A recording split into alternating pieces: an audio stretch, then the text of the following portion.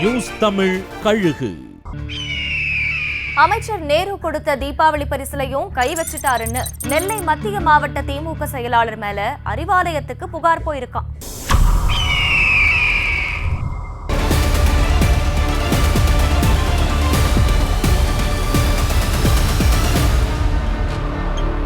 நெல்லை மத்திய மாவட்ட செயலாளராகவும் பாளையங்கோட்டை எம்எல்ஏவாகவும் இருக்காரு அப்துல் வகாப்.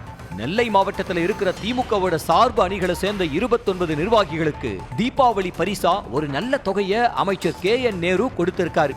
இதே போல மாவட்டத்தில் இருக்கிற எல்லா நிர்வாகிகளுக்கும் குறிப்பிட்ட தொகையை அப்துல் வகாப் கிட்ட கொடுத்து பிரித்து கொடுக்க சொன்னாராம்.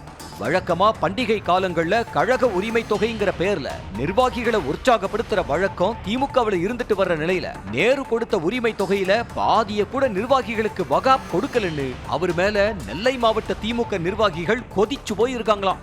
வட்ட செயலாளர் அளவுல இருக்கிற நிர்வாகிகளுக்கு எதுவுமே கொடுக்கலன்னு பேசிக்கிறாங்க. கட்சி கொடுத்த உரிமை தொகையையும் கைக்கு வந்த உரிமை தொகையையும் லிஸ்ட் போட்டு கட்சி தலைமைக்கு நெல்லை மாவட்ட திமுக நிர்வாகிகள் புகாரா அனுப்பி இருக்கிறதா சொல்றாங்க. ஏற்கனவே நெல்லை மேயர் சரவணன் விவகாரத்துல திமுகக்குள்ளேயே கோஷ்டி பூசலை உண்டு பண்ணினார்னு அப்துல் வகாப்போட மாவட்ட செயலாளர் பதவி பறிக்கப்பட்டு முன்னாள் அமைச்சர் மைதீன் கானை மாவட்ட பொறுப்பாளரா திமுக நியமிச்சதையும் நெல்லை நிர்வாகிகள் சுட்டிக்காட்டுறாங்க.